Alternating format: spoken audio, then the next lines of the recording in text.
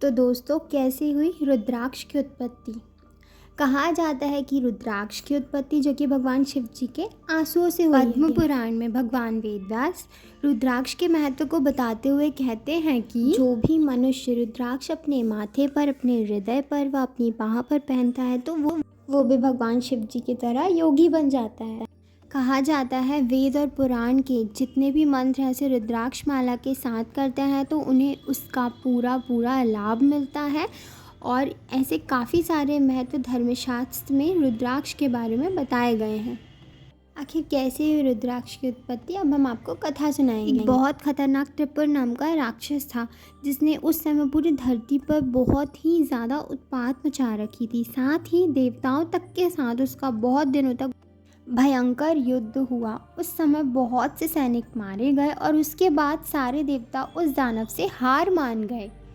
त्रिपुर राक्षस देवताओं के सैनिक और देवताओं का वध करने के बाद अंतरिक्षारी एक नगर में जा बसा, लेकिन उसे परमपिता ब्रह्मा का वरदान था, इसीलिए उसी वरदान के घमंड में चूर हो राक्षस पूरे संसार को नष्ट करना चाहता था। इस योजना से सारे देवता काफ़ी चिंतित हो गए और सभी देवता भगवान शिव की शरण में गए। भगवान शिव से देवताओं ने प्रार्थना की कि प्रभु इस दानव का कैसे भी करके अंत कर दीजिए, नहीं तो देखते ही देखते समय से पहले इस संसार का नाश हो जाएगा। इस पर भगवान शिव जी को बहुत ज़्यादा क्रोध आया और उन्होंने उस दानव को मारने के उद्देश्य से उन्होंने अपना एक आजगम्य नाम का धनुष लिया और उस पर एक भयंकर तीर चढ़ाकर उस राक्षस को मार दिया। तीर लगते वो राक्षस आकाश से धरती पर आ गिरा और इसी तरह उसका अंत हो गया। इसी प्रकार कहा जाता है कि त्रिपुर से युद्ध के समय महादेव के शरीर से पसीने की कुछ बूंदें धरती पर गिरी और उन बूंदों के गिरते रुद्राक्ष नाम का वृक्ष प्रकट हुआ। रुद्राक्ष की बहुत प्रकार के बताए गए हैं। एक मुखी से लेकर 14 मुखी तक के रुद्राक्ष के बारे में बताया गया है, जिनका अपनी अपनी जगह अपना अलग अलग महत्व बताया है। शिव पुराण में 1 से लेकर 14 मुखी रुद्राक्ष को धारण करने के अलग अलग मंत्र बताए गए हैं। साथ ही ये भी बताया गया है कि जो भी व्यक्ति रुद्राक्ष धारण करना चाहता है वह अपने शरीर को शुद्ध करेंगे। उन 14 मंत्रों का जाप करने के बाद ही रुद्राक्ष धारण करें।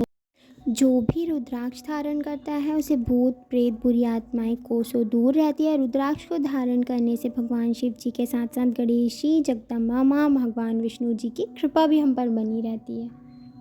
दूसरी कथा में शिव पुराण के अनुसार बहुत साल पहले भगवान शिव काफ़ी 1000 सालों तक कठिन तपस्या में लीन थे और जब 1000 सालों बाद देवाधिदेव महादेव की तपस्या खत्म हुई तो उन्होंने अपनी दोनों आंखें खोली, जिससे कुछ आंसू ज़मीन पर गिरे। उन्हीं आंसुओं की बूंदों से रुद्राक्ष नाम का पेड़ उत्पन्न हुआ।